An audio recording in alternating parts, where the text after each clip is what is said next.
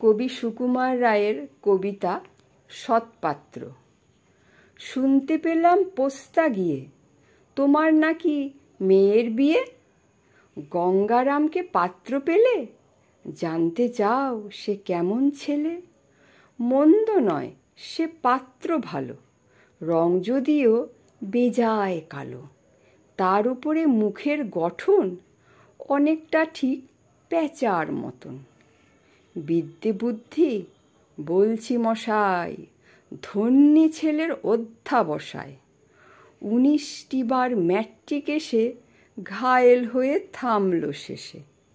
বিষয় আশয় গরিব বেজায়, কষ্টে সৃষ্টে দিন চলে যায়। মানুষ তো নয় ভাইগুলো তার, একটা পাগল একটা গোয়ার।